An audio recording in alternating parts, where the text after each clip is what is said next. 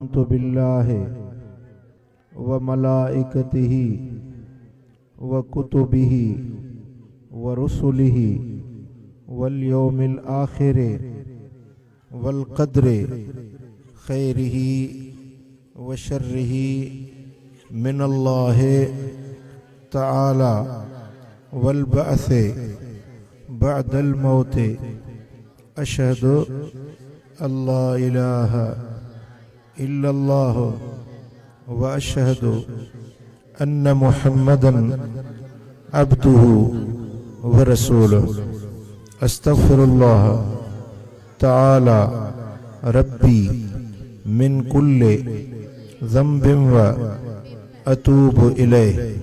दुआ करो।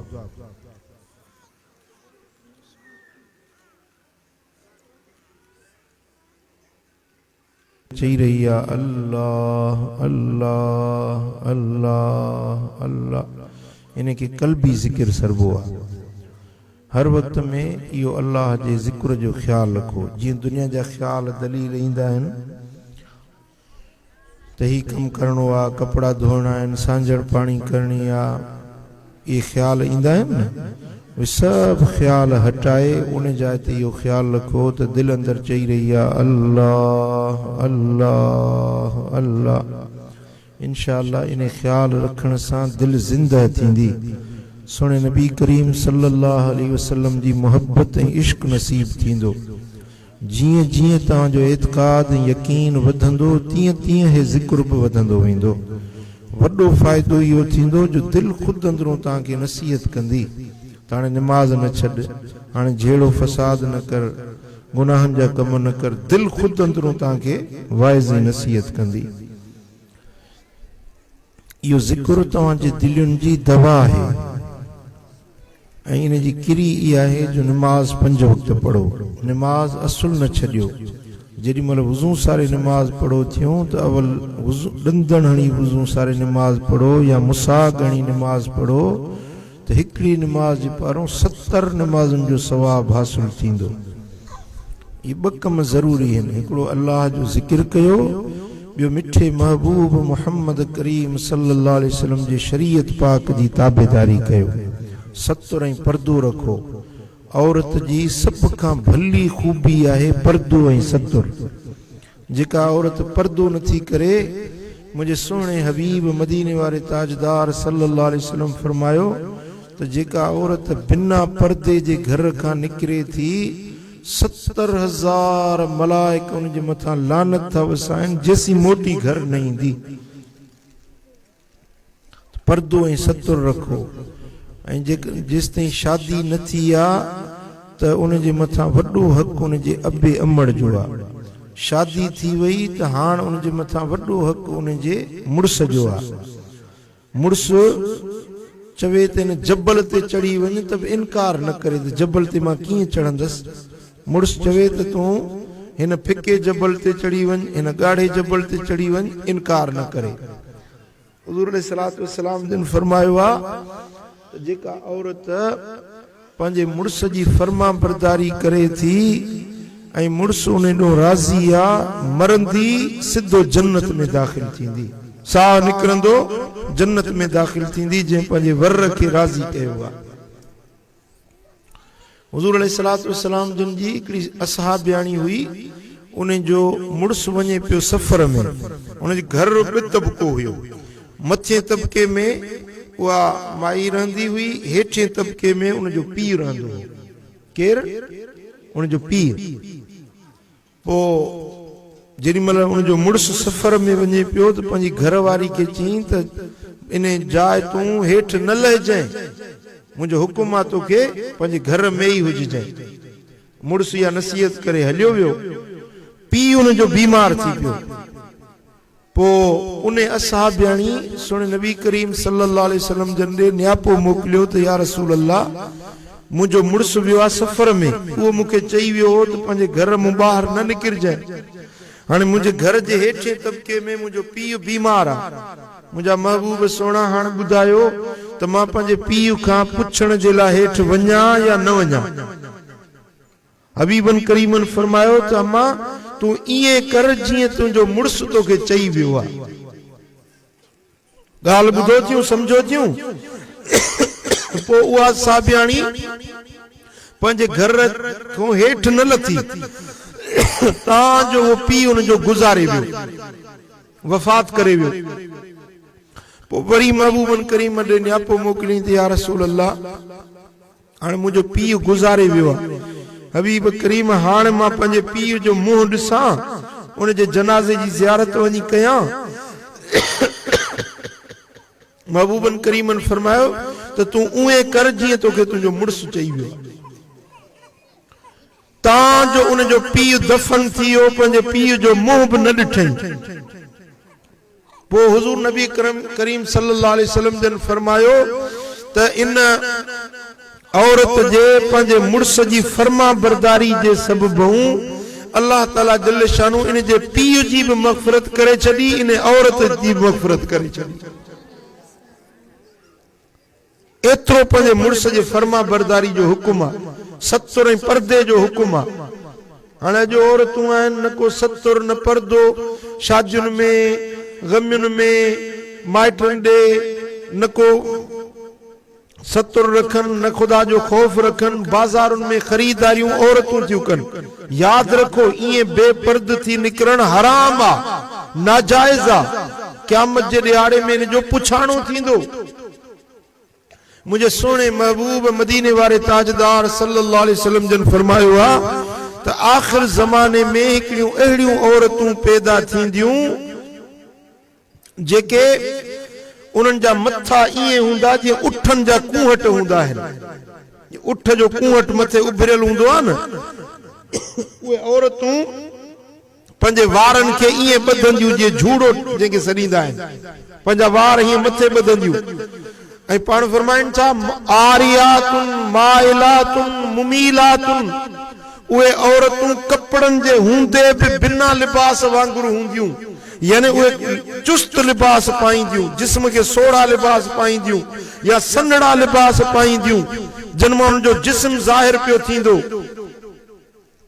माइलातुन मुमीलातुन अहिड़ियूं औरतूं हूंदियूं जेके धारियनि मर्दनि खे पाण ॾे माइल करण वारियूं हूंदियूं हबीबन करीमन फरमायो त लम यजिदन अरफल जन्नत इन्हनि खे जन्नत जी खुशबू बि नसीब न थी सघंदी इन्हनि खे बेहिश्त जी खुशबू ही नसीब न थी सघंदी ये औरतूं जेके पंहिंजे वारनि जो झूड़ो ॿधनि थियूं वार औरत खे पंहिंजे पुठियों लड़काइणा आहिनि ऐं मथे ते रओ रखणो आहे पर्दो रखणो आहे हले त नकाब ढके हले पर्दे सां पंहिंजे छाती खे ढके हले मुंहुं ज़ाहिर न करे पंहिंजे घर में रहे तॾहिं बि मथो उघाड़ो न करे मथो ढकियल हुजे हबीबन करीमन फरमाया जेके पंहिंजे वारनि जो मथे झूड़े वांगुरु ॿधनि थियूं ॿिए नंबर ते सन्हा कपड़ा पाइनि या चुस्त लिबास पाइनि टे नंबर ते धारियनि मर्दनि खे पाण ॾे माइल करण जी कोशिश कनि इन्हनि औरतुनि जे लाइ हबीबन फरमाया त जन्नत जी खुशबू बि इन्हनि खे नसीब न थी सघंदी हालांकि 500 सालनि जे पंध ते जन्नत जी सुरहाण ईंदी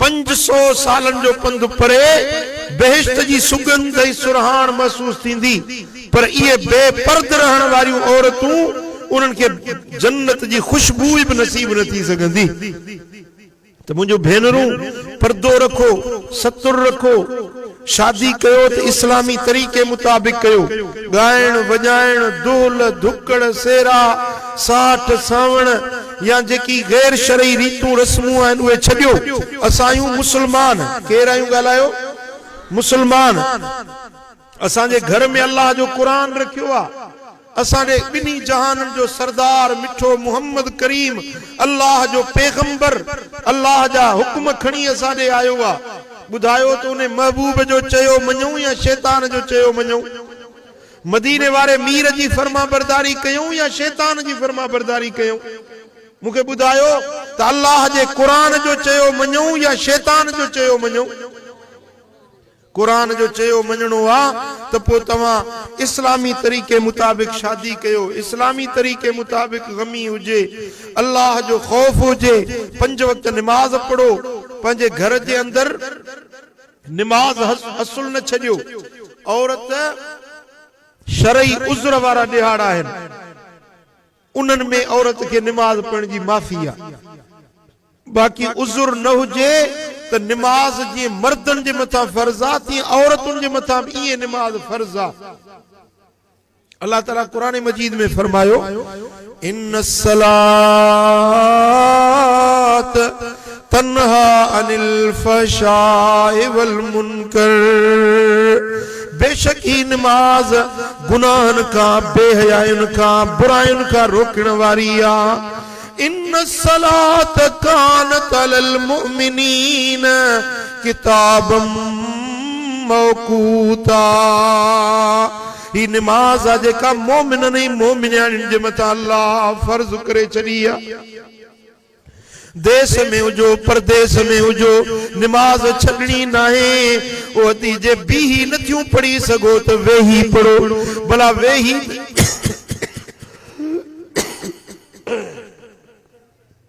वेही नमाज न पढ़ी सघो त इशारनि सां नमाज पढ़ो, पर नमाज छॾण जाइज़ नाहे। मुझे सोने नबी फरमायो, जेका हिकड़ी नमाज जानी वाणी छॾींदी आ, उन्हें के 640 साल जहन्नम जी बाहि में साड़ियो वेंदो। हाँ, आखिरत जो बुरे में बुरो अजाब बेनमाज़ुनि खे हूंदो। भड़कंदड़ बाहि जहन्नम जी बेनमाज़ुनि जे लाइ हूंदी। ओ मुझी अदी ही नमाज ईमान वारन जे मथा फर्ज आ। अल्लाह जो हुक्म आ, रब जो फरमान बुद्धि उन ते अमल करण ईमान वारन वारन जी निशानी आ। मुझे सोने नबी जी न्याणी पाक दामन हजरत बीबी फातिमा ज़हरा रज़ी अल्लाह ताला अन्हा 5 वक्त नमाज तो पढ़ंदी हुई, पर सियारे जूं डिघियूं रातियूं ईंदियूं हुयूं। 2 रकातूं नमाज नफिल सोमाणी खां पोइ शुरू कंदी हुई त हिकड़ी रकात में 30 सिपारा कुरान जा पूरा थी वेंदा, बीठे बीठे उब पेरे बीठे। हिकड़ी रकात में 30 सिपारा कुरान जा पढ़ी वठंदी हुई, ताजो फजर जी अज़ान अची वेंदी हुई। ओडी महिल रोई चवंदी, मुंहिंजा मौला रात केतरी नंढड़ी कई थई, कुछ त रात वॾी करी आ त मुहम्मद जी न्याणी 2 रकातूं पढ़ी दिल ठारे। ए मुझा मौला, मुझो 2 रकातूं पूरियूं न थियूं, रात अले कीअं पूरी थी वई। ओ मुझी अदी, अज तू सीअ जा बहाना कंदी त मां वुज़ू कीअं कयां, थधो पानी आ, सीउ आ, बिस्तर के कीअं छॾियां।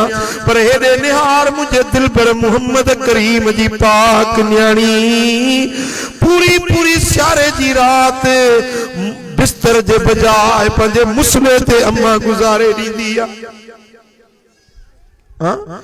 अल्लाह ताला जल शानू जे दर ते एडी इबादत कंदी आ। हिकड़े ॾियारे ते बीबी फातिमा ज़हरा के को कीमती हार तोहफे में मिलियो आ। वो हार पाए हबीबन जे अॻियूं आई आ।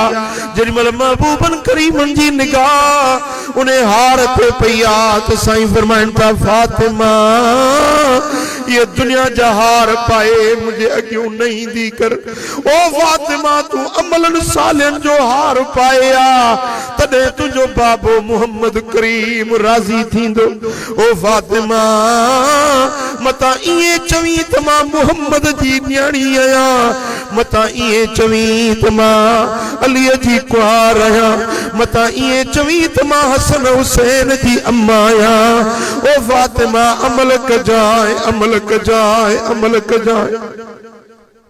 या फातिमा तु एमली फअक्सर सुजूद। ओ फातिमा, अमल कर, अमल कर, घना सजदा कर, जो अल्लाह जे दरबार में अमलन जी दरकार आ, अमलन जो पुछाणो आ। ओ मुझी अदी, सोन पातई त छा, जे सोना कपड़ा ढकई त छा। ओ अदी, पंहिंजे बदन ते अल्लाह जे फर्मा बरदारी जो लिबास पाए, खुदा जे खौफ जे घोड़न जो सुरमो पंहिंजे अखियुनि में लगाए। दुनिया जा कजल केड़ा, पर अखियूं फलियूं उहे जेके अल्लाह जे खौफ में रोंदियूं रहन। जेकी रात जो थी हथड़ा खणी रब जे बारगाह में दुआ घुरंदे अखियुनि मां ॻोढ़ा अची वञनि। इहे खुशबख्त बानियूं आहिनि जन जे लाइ रब जन्नत लिखी छॾींदो आहे। ओ मुझी अदी पो दुनिया के अंदर दुख अचन, ताना मिलन, मेणा मिलन, तुझे नमाज ते तुझे दीनदारी ते मानू खिलन, इस्लामी तरीके मुताबिक शादी कई गायण बजायण न थियो, मानू खिलन त भली पिया खिलन, पर शर्म मदीने वारो मीर राजी हुजे। दुनिया जा मानू, दुनिया जा गम, दुनिया जू परेशानियों कुछ न कंदियूं, शल अल्लाह राजी हुजे, शल मदीने वारो ताजदार राजी हुजे। ओ मुंजा सजण हुजने मूसा सवा सच थी चवा, छा कंदियूं मानू ने जू पो मयारू। ओ मुंजा सजण हुजने मूसा सवा अल्लाह सच थी चवा, छा कंदियूं मानू ने जू पो मयारू।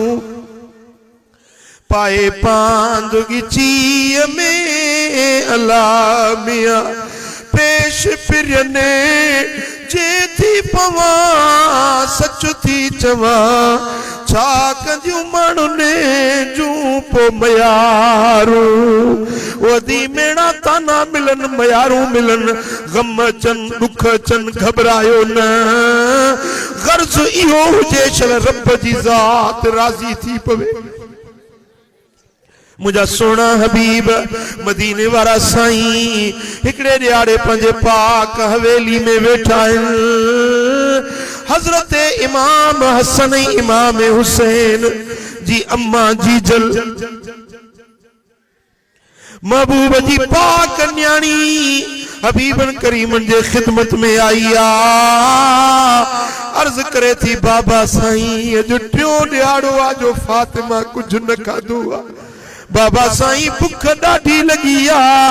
हबीबन करीमन फरमायो तो ओ फातिमा तो टियों ॾियारो न खाधो आ, पर तुझे बाबे मोहम्मद करीम अॼु सतों ॾियारो आ जो कुछ न खाधो आ।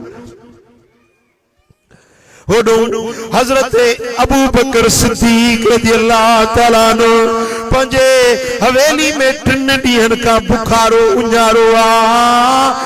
भुख जे करे हजरत अबू बकर सिद्दीक पंजे हवेली मां बाहर निकतो आ। बे पासे नथो वञे, सिधो हबीबन करीमन जे दर ते अचे बीठो आ। हजरत अबू बकर जो चेहरो भुख जे करे फाके जे करे चेहरे ते गम जा आसार हुया। अबू बकर मुस्तफा करीम जे दरवाजे ते चे बीठो आ। थोड़ी देर गुजरी आ तो हजरत उमर पंजे घर मां निकतो आ। हजरत उमर बचे हबीबन करीम जे दर ते बीठो आ। हजरत अबू बकर पूछे सो उमर हियर बेगा वक्त में की आयो अही? चे तो ते ए अबू बकर अज टियों ॾियारो आ जो मुके फाको आ भुखा इने जे करे पियो दर न ॾिठुम। हबीबन करीमन जे दर ते आयो आहियां।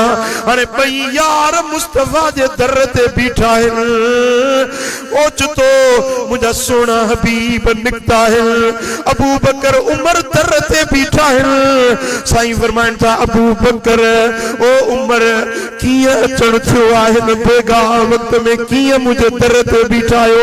अर्ज़ कनि था या रसूल अल्लाह अॼु टियों ॾियारो आ जो घर में फाको हुयो। हबीब भुख जे करे बेताब थी पियासीं। अचे तव्हांजो दर वरितो थो। हबीबन करीमन पंहिंजो कुर्तो मुबारक हटायो आ त 2 पत्थर बदल हुया। साईं फरमाइनि था अबू बकर उमर तव्हां 3 ॾींहनि जा बुखार आहियो, पर तव्हां जे नबी अॼु 7 ॾियारो आ जो फाके में आया। हाने हलो अल्लाह ताला जरूर को असांजो इंतजाम कंदो। हुजूर अगते हलिया त अबू बकर ऐं उमर पुठियों हलन पिया। सामो हजरत अबू अयूब अंसारी सामो आयो। हबीबन करीमन के बेगा वक्त में जो बाहर निकल दिठई त अर्ज करे तो मुझा महबूब ओ मुझा लजपाल नबी मुझे घर हलो मुझी दावत हली खाओ। हबीबन हजरत अबू अयूब जी दावत कबूल कया मुझा सोना हबीब हजरत अबू अयूब जे घर व्याहन। हजरत अबू अयूब दिठो त महबूबन जो चेहरो गमज़दा नजर आयो। हजरत अबू बकर उमर जा चेहरा फाके वारा नजर आया। ओडी मल हजरत अबू अयूब अंसारी पंजी घर वारी के चवे थो घर वारी अज मां पंजे सोने नबी जो चेहरो गमगीन दिठो। बकरो ज़िबह तो कया जल्दी कर मानी तैयार कर मुझे महबूब करीम जी दावत मुखे करनी आ। हजरत अबू अयूब अंसारी बकरो ज़िबह करे हबीबन करीमन जे ला मानी जो इंतजाम कयो आ। पाण वियो आ खजूर जो खोशो हुजे छुगो खजूर जो खणी अचे अगू रखियो थई। सोना नबी जैसी लंगर तैयार थे तेसी तवाई खजूर मुबारक खाओ। हुजूर अलैहिस्सलातु वस्सलाम जल खजूर खाइन चा हजरत अबू बकरो उमर खजूर खाइन चा वेठा जैसी लंगर तैयार थियो आ। जेडी मल लंगर तैयार थी अचे थो हबीबन करीमन हिकड़ी मानी खैया ऐं कुछ बूटियूं उन मानी जे अंदर वेढ़ियूं ऐं फरमाइन था ओ अबू अयूब ये मानड़ी खणी वञ मुझी फातिमत ज़हरा जो 3 ॾींहंनि जी बुखारी है। मां तेसी मानी न खाईंदुसि जैसी मुझी न्याणी फातिमत ज़हरा न खाईंदी। अल्लाह अकबर कबीरा। ही महबूब सोना पंजे उम्मत के तालीम पे दिनू हालांकि अल्लाह ताला के ने बिनी जहान जे खजानन जो कुंजू हथ में नहीं छडियूं चाहन हा त हीरा जवाहर लाल मोती सब हबीबन जे हथन में हुजना। चाहन हा त ओद जबल सोन जो बनजी हबीबन जे पुठियां हली पवे हा। साईं फरमाइन पिया ऊती तो बे मफाती समावात वल अर्द जमीन आसमान जे खजानन जो कुंजू रब मुझे हथ में नहीं छडियूं। खजानन जो मालिक महबूब पर सर्व उम्मत के तालीम पे दिनो। ए मोमिनो ए मुसलमानो अगर हेड़ी तंगी अची वने तब मुझो दीन न छड़जो इस्लाम न छड़जो नमाज न छड़जो जिक्र न छड़जो। अदी अजो असा एड़ी तंगी डिठी भी काने असा एड़ो फाको डिठो भी कोने। ओ मुझी अदी अजो रब जो दर छड़ी इस्लाम छड़ी दीन छड़ी सुन्नत शरीयत छड़ी त क़यामत जे ॾियारे केड़ो जवाब ॾींदी। ओ अदी पंहिंजे रब जी सच्ची बानी बणजी वञ हुजूर जी सच्ची उम्मतियाणी बणजी वञ। गम अचन दुख अचन सर्दियूं अचन गर्मियूं अचन पर पंहिंजे रब जो दर छॾणो नाहे रब जी फर्मा बरदारी छॾणी नाहे। ओ मुंहिंजा सजण हुजने मूसा सवा अल्लाह सच थी चवा छा कंदियूं ॾेजूं पो डिंगायूं पाए पांदगी में अल्लाह मियां पेश फिरने जे थी पवा सच थी चवा छा कंदियूं माण्हुनि जूं पो मयारूं। ओ मुझी अदी सच्ची रब जी बानी बणजी वञ अल्लाह जी फर्मा बरदार बानी बणजी वञ। नमाज न छॾ अज वायदो कर नमाज न छॾबी वायदो कर इंशाअल्लाह पर्दो रखबो सतर रखबो खुदा जे दीन ते अमल कबो कुरान बुद्धि उन ते अमल कबो सुन्नत शरीयत वारी वाट ते हलबो। अदी जेकर नेकी जे रस्ते ते हली रब तुझे ला जन्नत जा 8 दरवाजा खोले छॾींदो। हबीबन करीमन फरमाओ जे औरत में टे गालियूं हुजन उन जे ला बेश्त जा 8 दरवाजा रब खोले छॾे थो।